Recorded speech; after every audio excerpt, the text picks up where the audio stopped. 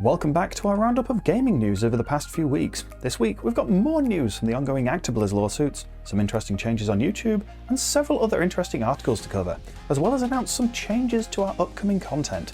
So sit back and enjoy the ride, and if you enjoy the video, don't forget to give it a like. Now onto the news. The ball kept rolling last week with major Activision Blizzard news, but unlike weeks past, we've got some positive news. Let's start with ABetterABK. On November 8th, Blizzard senior test analyst Jessica Gonzalez, that name should be pretty familiar as we've quoted her numerous times in the past, tweeted out a screenshot of what can be considered a major win for contract workers within the company. Gonzalez's tweet, shown on screen, shows 5 bullet points worth of changed policies. These include Thanksgiving and winter break becoming paid time off, an increase in the minimum hourly rate to $17 per hour, 13 paid holidays each year, a match to sick paid time off by agency partners, and new career growth and learning programs becoming available. Gonzalez reacted to these changes by saying, "Today, ABK workers are celebrating a huge victory for our contract workers. This is a result of collective action, and there is more work to do." While a net positive for all employees involved, the internet was quick as always to weigh in on these changes. Fans outside of the US balked at the number of sick days, and California natives expressed the overall pay should be higher given the state's high cost of living. Given the fact that most contract workers in the US have to earn sick and pay and holidays, often by working up to 10 to 12 months first through temp agencies, these changes are way more positive than a lot of people may realise. 2 days after this announcement, and conveniently on the same day GameSpot named Activision Blizzard as no longer being the most valuable gaming company in the US, good job Roblox. Blizzard hopped on the reveal train and posted a cryptic message on their Twitter account.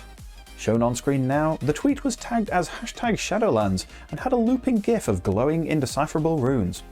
7 minutes later, a second tweet was released telling fans, "No need to puzzle over it, join us at 10 AM PST tomorrow." What was this big announcement, you ask? To quote the World of Warcraft website, "Get ready for eternity's end."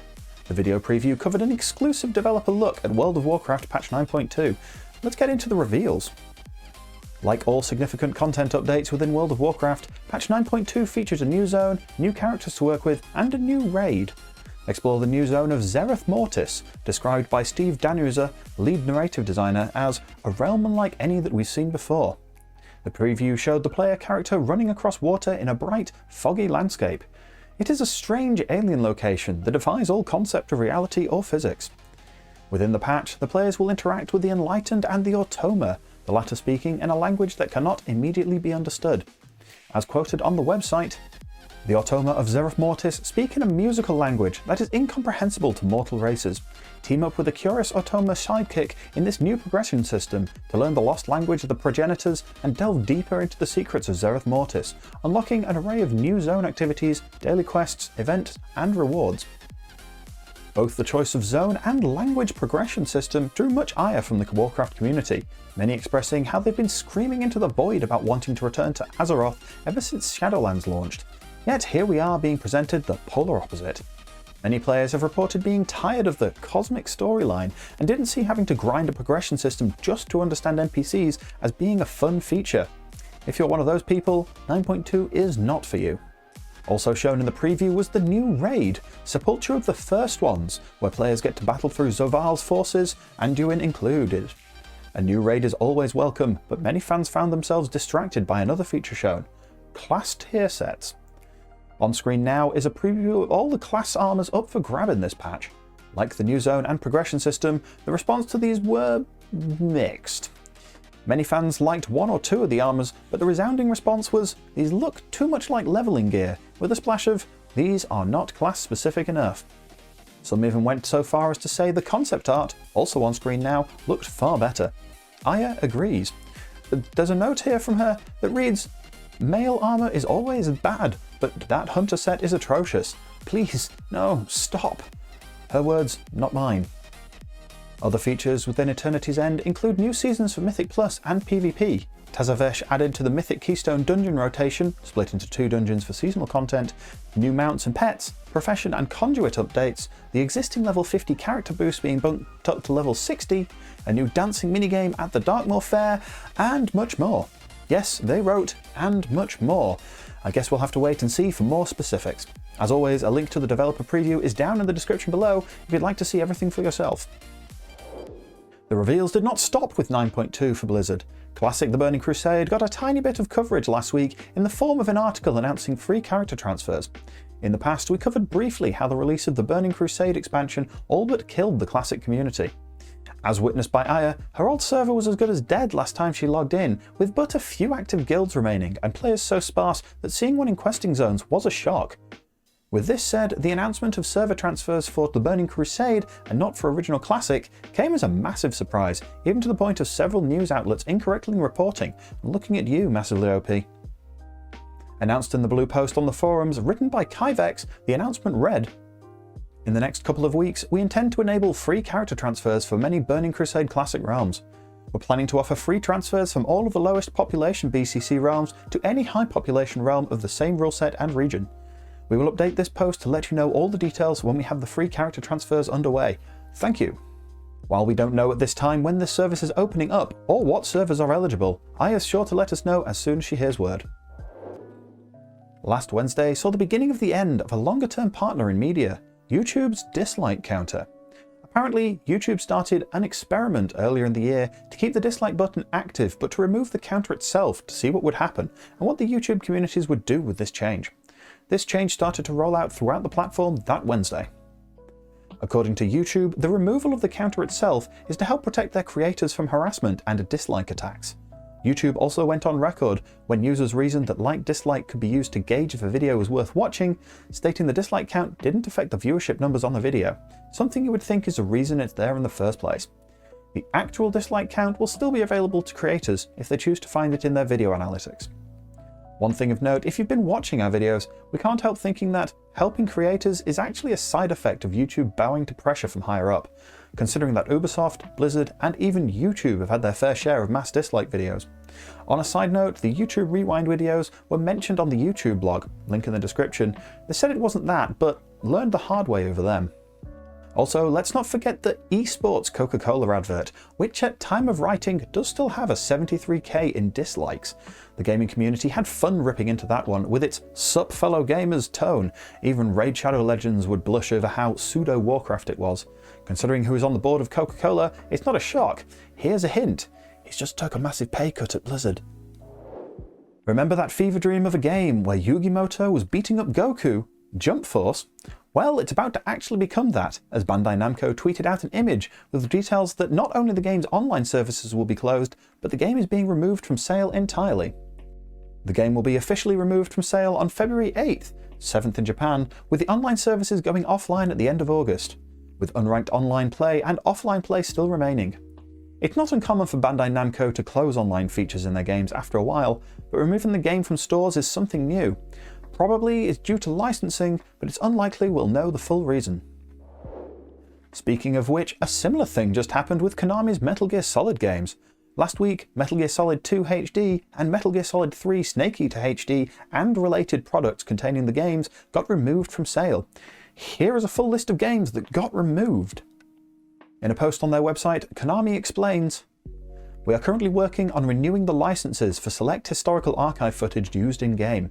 Therefore, we have made the temporary decision to begin suspending the sale of Metal Gear Solid 2, Metal Gear Solid 3, and all products that include these games from digital storefronts globally starting from November 8, 2021. We sincerely ask for your patience and understanding as we work towards making these products available for purchase once again." To complete this triad of bad news, Valve officially announced that the Steam Deck, its handheld PC, will be delayed in shipping until February 2022, citing material shortages as the reason for the delay.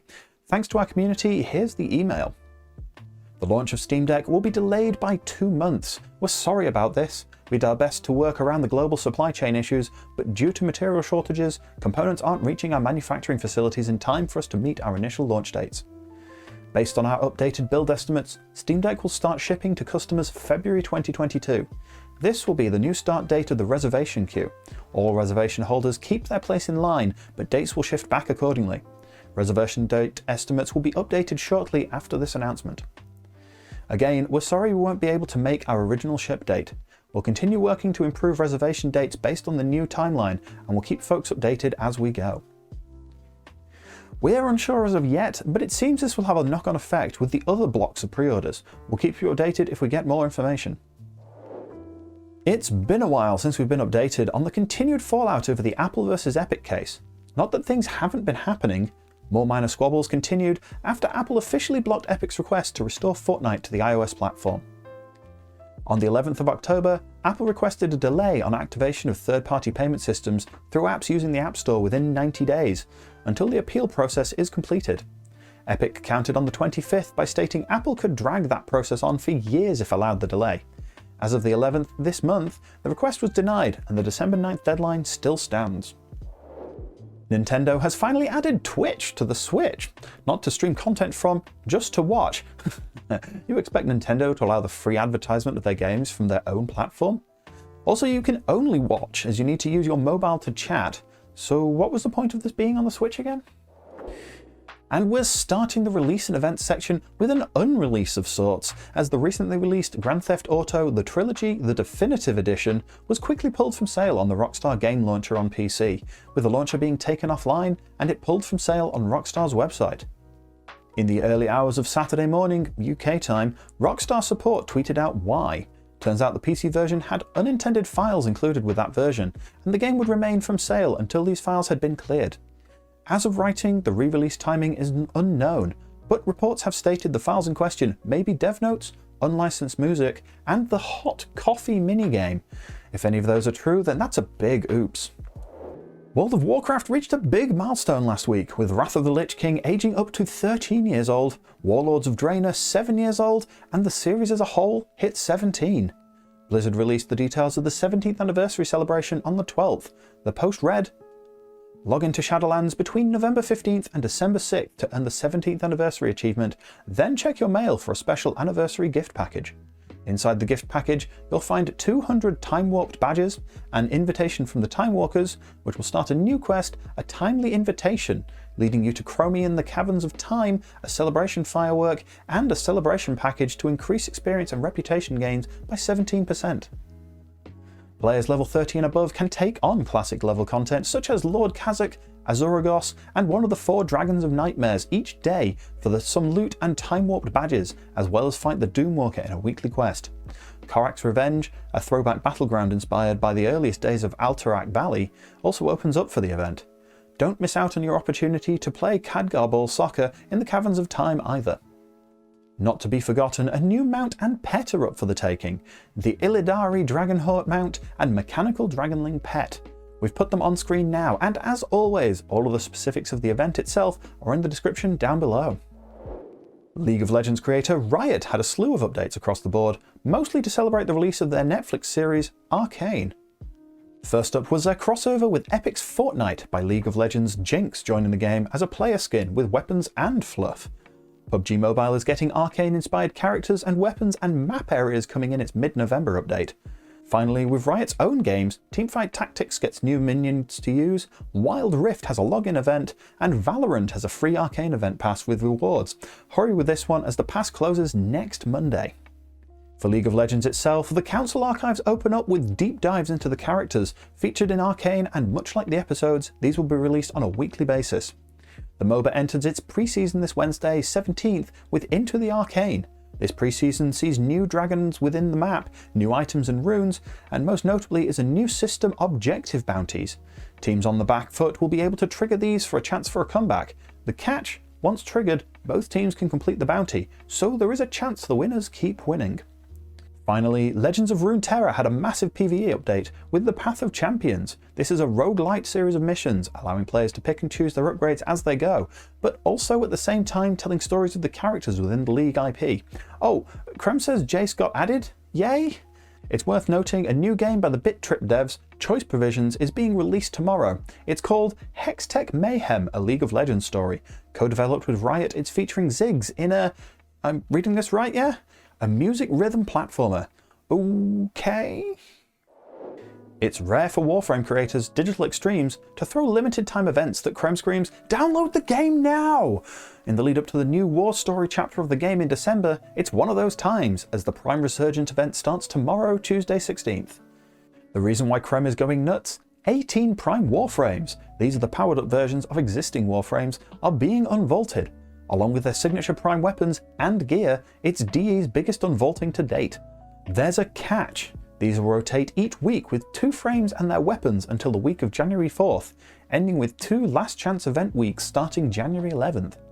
Farming the event currency where you would normally find void relics in the game will help you acquire these previously vaulted Warframes.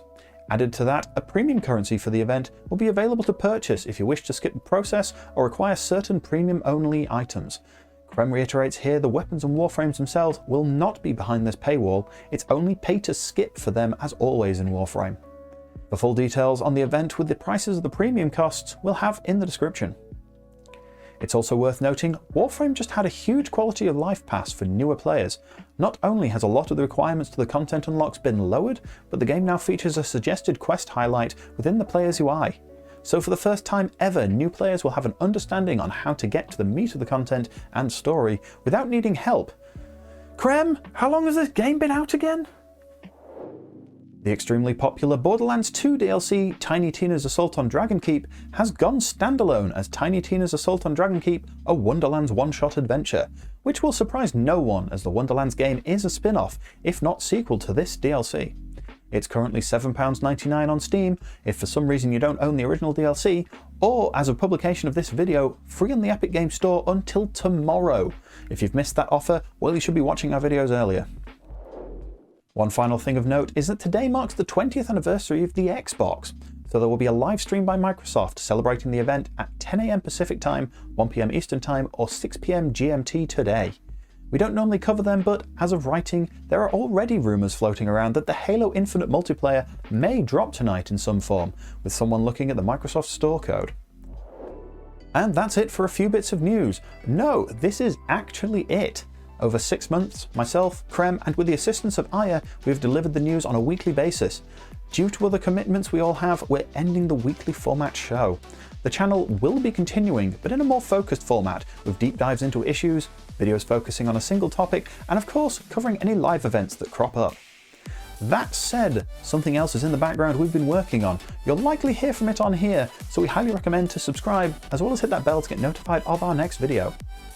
And if you'd like to chat with us live, then come join me every Tuesday, Wednesday and Friday evening over on Twitch. Link is in the description. Otherwise, we'll see you below in the comments.